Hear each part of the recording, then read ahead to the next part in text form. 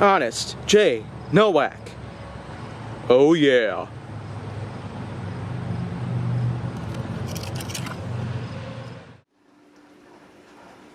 A pleasure to meet y'all at last, and welcome back to Honest J. Nowak. And yeah, I've got lots more subjects that I want to cover on. Of course, I am wearing a lot of the same shirts so far, but that's only because I am spending a lot of my time pre-recording most of these episodes. Because, especially if I want to, well, get through the winter without having to actually come back in here during the winter time, I would just have to start pre-recording it while I still have time. So, I mean, the date that you are seeing based on when this was originally published, I mean, of course, that's not the date when I originally recorded this. I'm pretty much recording a lot of these episodes before the end of September. At least until, I mean, the series itself actually started. I basically spent nearly 2 months of my time before the series itself actually debuted on October 22nd, based on what, well, how many episodes I'm going to have on my channel before winter comes.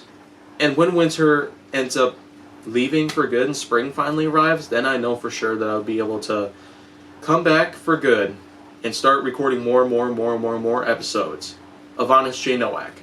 So, what I've got on the topic of today is, again, not about how many episodes I'm going to have to produce. I mean, the topic, though, that I have going on for this episode here is about camcorders.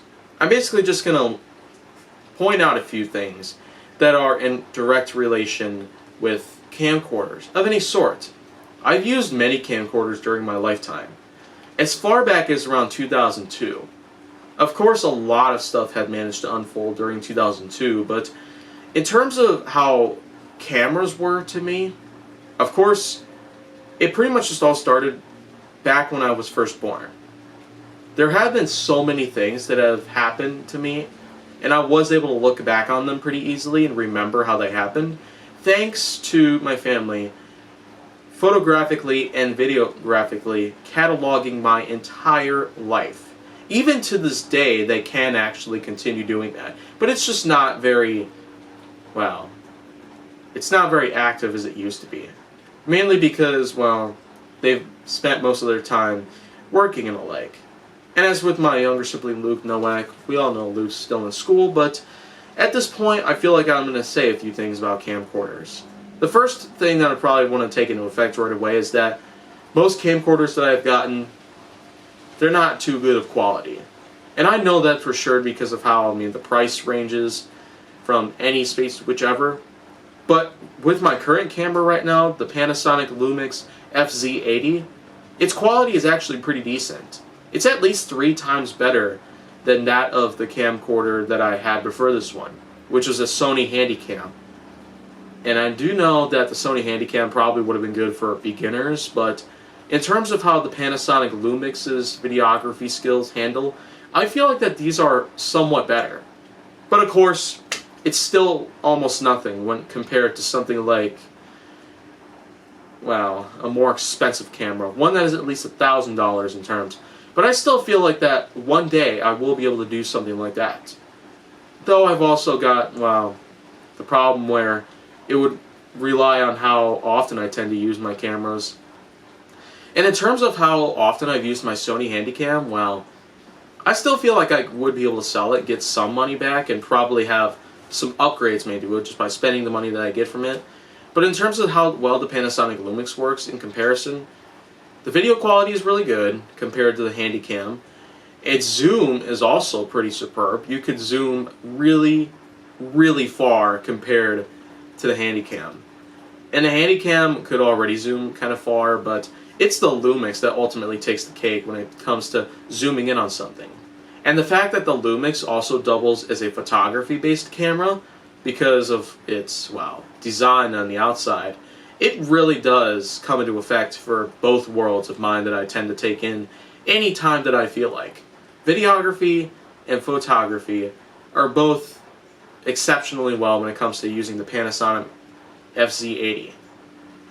And I feel like that later on, when I do have enough money, I will be able to upgrade to something somewhat more expensive than the Lumix. Probably something that's at least $700 or something. But it will definitely be a while before anything like that ever unfolds. So, based on what I already know about camcorders, aside from what I've already talked about, is that, of course, actual camcorders that have the sort of cylinder-like shape to it from front to back, they are actually pretty good in being very, very compact compared to a photography-based camera that sometimes could double as a videography sort of camera, but they're mostly centered on photography because of how, they're used to pretty much just hold on to, so you'd be able to get as steady of a shot as you could. And whether or not I do have myself the capability of simply putting together something as good as a high quality video, I can almost always rely on the Panasonic Lumix's video quality level to be very exceptional when it comes to producing higher quality based videos of mine. And yet, that does sort of bring me back on the problem where I first had a thought that maybe the Sony Handycam had bad quality issues itself. That was before I discovered, though, that I had been using the wrong exporting file type. Of course, the frame rate had to be 1080 by 1920, but I was instead using, well, video quality rates there were as high as 360p, none higher than that. So if I wanted to get 1080p, I'd have to use the editing software of mine to be able to get that quality of video. And anything else of mine that I've gotten right now, of course the Panasonic Lumix probably just enhances that effect. And I really say that it's been kind of a long time coming in a way. But it'll still be a little while before I actually probably do anything more than just have a Panasonic Lumix or a Sony Handycam on my side. So I feel like that at this point it'd probably be best for me to regard the fact that nowadays it's still pretty nice to see such amazingly high quality photos and videos in action with the usage of the cameras they originally came from. Now, most cameras I've seen with such high quality levels pretty much consist of ones that were somewhat used by a Canon VIX-8. Now, Canon VIX-8, though, that was probably a dream camera of mine, though I feel like that maybe something even more expensive than that would have probably done pretty well. And I could tell that it would do pretty well as well. So at this point, it's still going to be a little while before anything does happen. But again, it's not really going to be that big of a deal here, because the Panasonic Lumix still is a go-to camera of mine when compared to the others that I've used in the past.